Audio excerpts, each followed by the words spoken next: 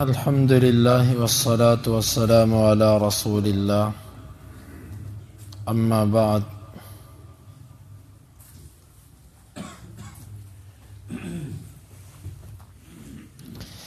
امام بخاری فرماتے ہیں ہمیں بیان کیا یحییٰ بن بکیر نے، وہ کہتے ہیں ہمیں بیان کیا لیث نے یونس سے، وہ ابن شہاب سے، وہ کہتے ہیں مجھے خبر دی ابن المسیب نے ابو ہریرہ رضی اللہ عنہ سے، انہوں نے کہا اللہ کے رسول صلی اللہ علیہ وسلم نے فرمایا اذا ہلک کسریٰ فلا کسریٰ بعد، جب کسریٰ ہلاک ہو جائے گا اس کے بعد کوئی کسریٰ نہ ہوگا۔ وَإِذَا هَلَكَ قَيْصَرُ فَلَا قَيْصَرَ بَعْدَ، اور جب قیصر ہلاک ہوگا اس کے بعد کوئی قیصر نہ ہوگا۔ وَالَّذِي نَفْسُ مُحَمَّدٍ بِيَدِهِ، اس ذات کی قسم کہ محمد صلی اللہ علیہ وسلم کی جان جس کے ہاتھ میں ہے، لَتُنْفِقُنَّ كُنُوزَهُمَا فِي سَبِيلِ اللَّهِ، تم ضرور ان دونوں کے خزانوں کو اللہ کے راستے میں خرچ کرو گے۔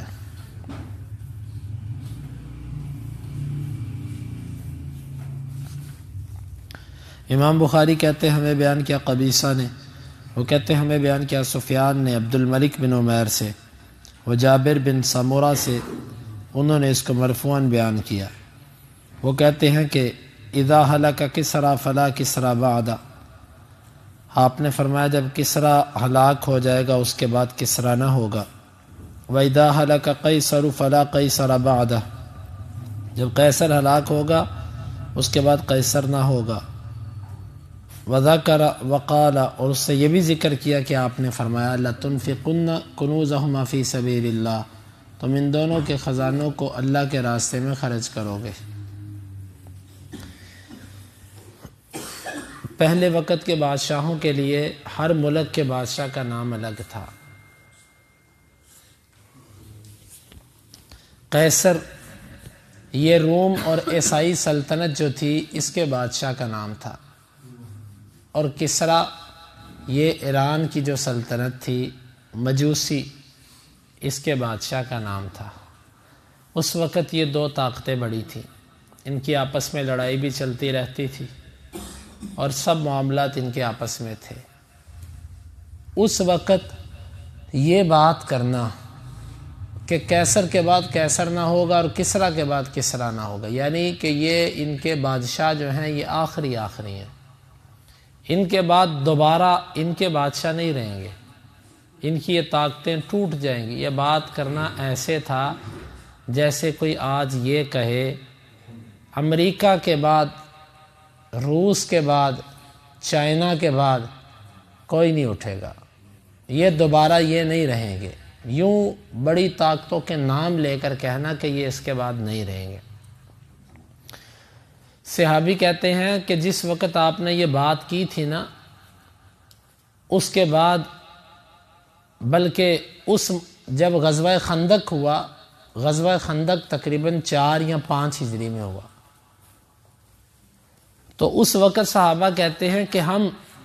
ہماری کیفیت یہ تھی کہ ہم میں سے کوئی ایک بندہ اگر قضائے حاجت کے لیے بھی جانا چاہتا تو اس کو اتنا خوف ہوتا کہ اس کو ڈر کے مارے جگہ نہ ملتی، اور منافقین اندر اندر سے ایک دوسرے سے مذاق کرتے، انہوں نے کسریٰ فتح کرنا ہے، انہوں نے قیصر فتح کرنا ہے، ہنستے مذاق کرتے، جبکہ اللہ کے نبی صلی اللہ علیہ وسلم نے یہ بات اس وقت کہی تھی جس وقت مسلمان مدینے کے اندر رہتے ہوئے ڈرتے تھے، اور مسلمانوں کے اوپر سارے عرب کے لشکر مل کر آ گئے تھے، جس کو غزوہ احزاب کہا جاتا ہے۔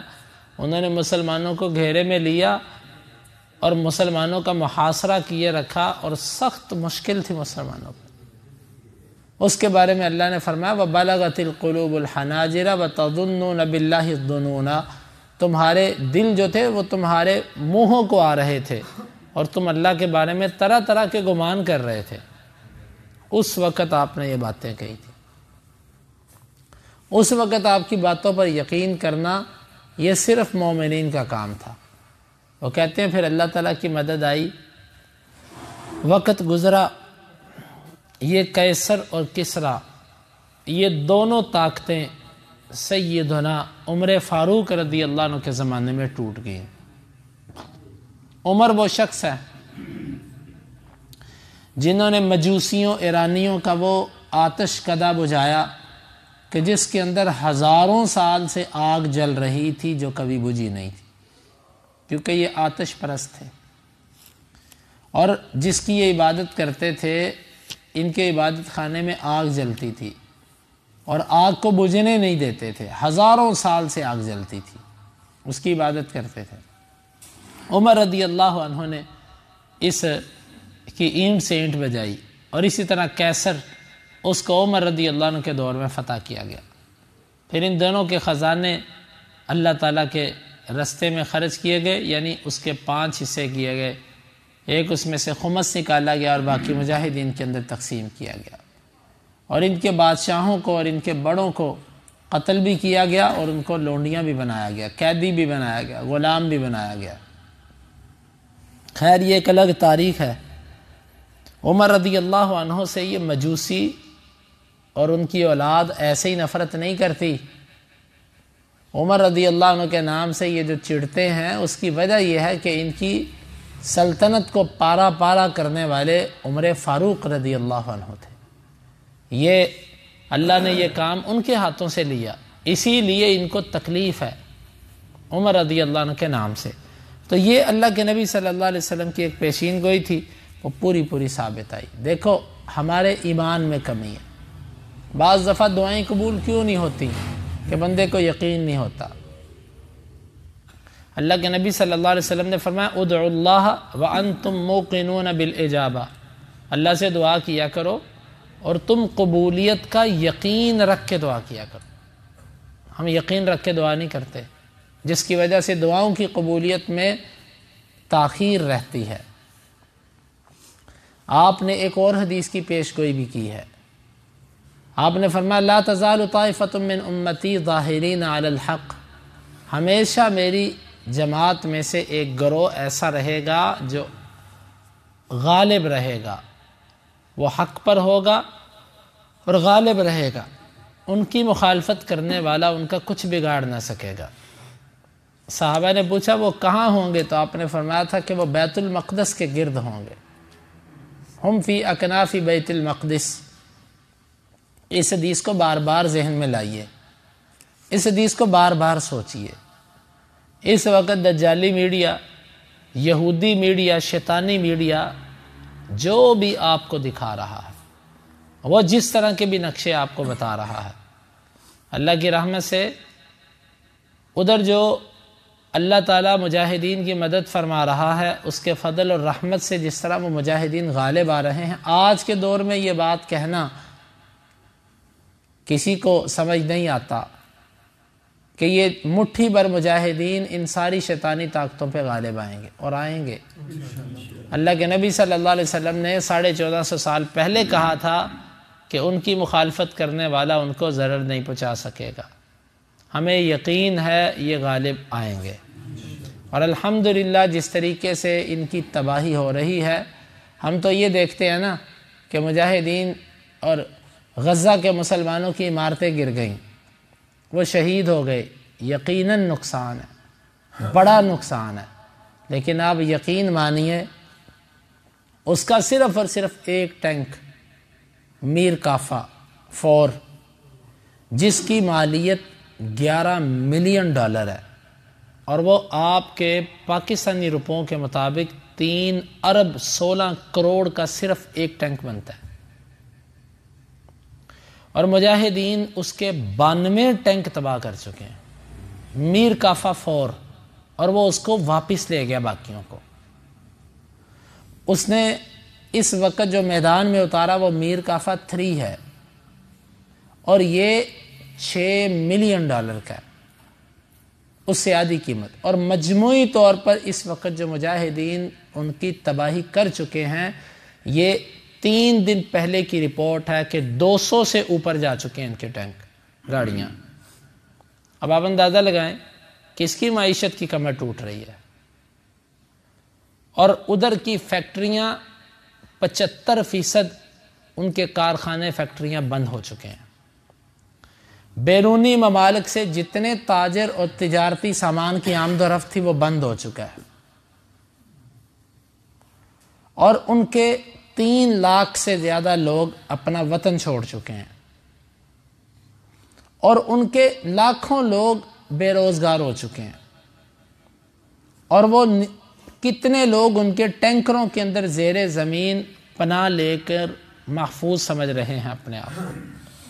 اور جو ہیں ان کے اوپر خوف و ہراس ہے، اور ان کے ملٹری کے کتنے ان کے لوگ مارے جا رہے ہیں، آپ کو اندازہ نہیں ہے، اور نہ ہمیں صحیح طریقے سے یہ اطلاعات آ رہی ہیں۔ یہ تو وہ چند خبریں ہیں جو مجاہدین اپنے طریقے سے مختلف چینلز پہ پھینکتے ہیں، اور اس کو جہاد سے محبت رکھنے والے تلاش کر کے اپنے آپ کو آگاہ رکھتے ہیں حالات سے۔ آپ یقین جانیے مجاہدین کی یقیناً عمارتیں گری ہیں، یقیناً تباہی ہوئی ہے، یقیناً شہادتیں ہوئی ہیں عوام الناس کی، اللہ اسے قبول کرے گا، لیکن جو دوسری طرف نقصان ہے شاید وہ مجاہدین کے نقصان سے 100 گنا زیادہ ہے،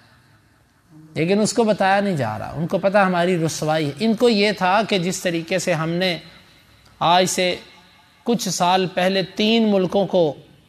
3 دن کے اندر اسرائیل نے 3 اسلامی ملکوں کی فوجوں کو تباہ کر دیا تھا، مصر ہے، شام ہے، اور اسی طرح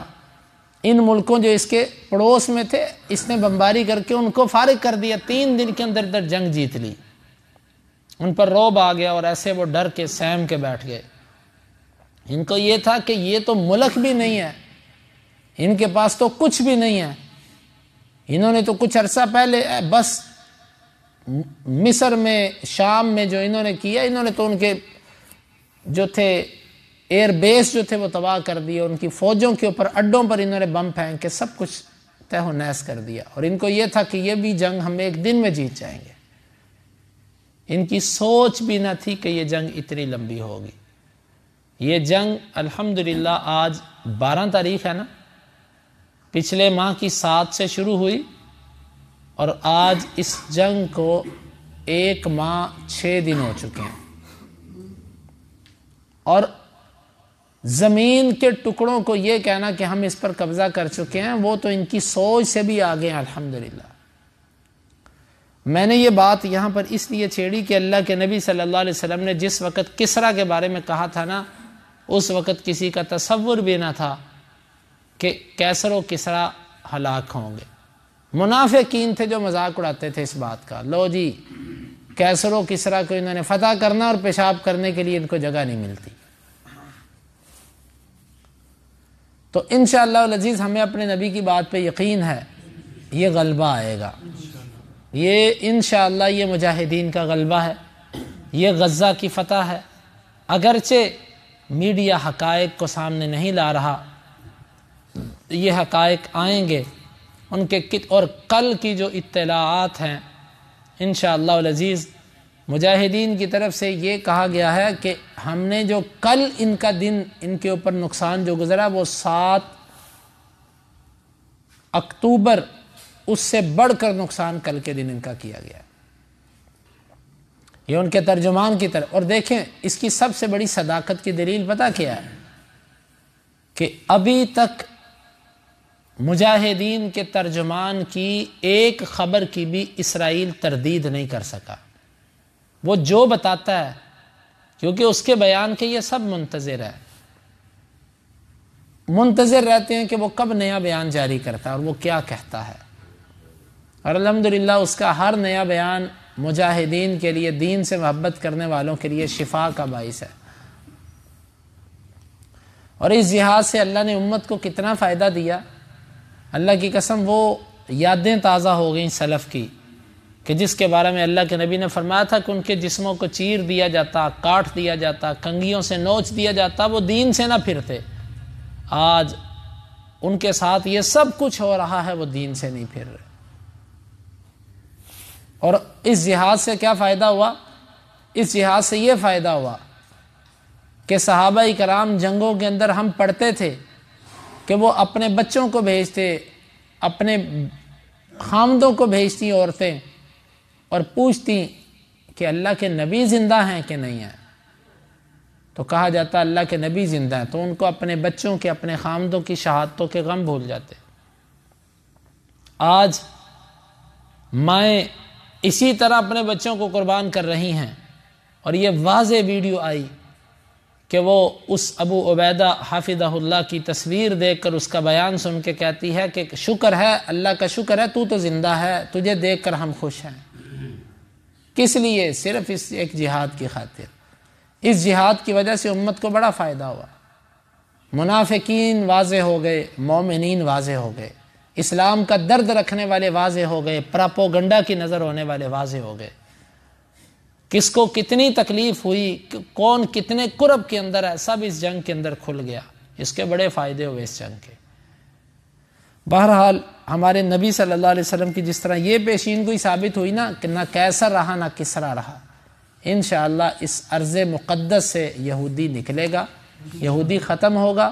یہ آئیں گے اپنے اصل ٹھکانے اصفہان ایران کے اندر، یہاں سے یہ دجال کے ساتھی بن کے نکلیں گے، وہاں سے انشاءاللہ عیسیٰ علیہ السلام کا لشکر نکلے گا، وہاں سے مہدی کا لشکر نکلے گا، وہاں سے اسلام کا لشکر نکلے گا۔ اور وہ جس طرح حدیث کے اندر واضح آیا کہ ابراہیم علیہ السلام کی ہجرت گاہ، ابراہیم کی ہجرت گاہ یہ فلسطین تھا، یہاں پر وہ رہے تھے، اور یہ مسلمانوں کی ہجرت گاہ ہوگی قرب قیامت، آپ نے واضح طور پر حدیث میں فرمایا۔ اللہ تعالیٰ سے دعا ہے اللہ تعالیٰ ہمیں ان حدیث کو سمجھنے کی توفیق عطا فرمائے۔ مجاہدین کے لیے دعائیں کیجئے، ان کے لیے ہر وقت توجہ سے، پوری دلچسپی کے ساتھ ان کے حالات سے آگاہ رہیے، یہ ایمان کا حصہ ہے۔ ان سے بے خبر رہنا، کھیل تماشے کے اندر مگن ہو جانا، دنیا داری میں لگ جانا، یہ دنیا داری ہے، یہ ایک مومن کے شایان شان نہیں ہے۔ اللہ تعالیٰ ہمیں اپنے مجاہدین سے محبت کرنے کی اور ان کے لیے دعائیں کرنے کی بھی توفیق دے، اور اللہ تعالیٰ ہمیں اللہ کے نبی صلی اللہ علیہ وسلم کی جو پیشین گوئیاں ہیں اس پر یقین رکھنے کی اور اس کے تقاضوں کو پورا کرنے کی توفیق عطا فرمائے۔ اللہم انفعنا بما علمتنا وعلمنا ما ينفعنا وزدنا علما وآخر دعوانا ان الحمد للہ رب العالمین۔ حدیث نمبر 3618 اور 19۔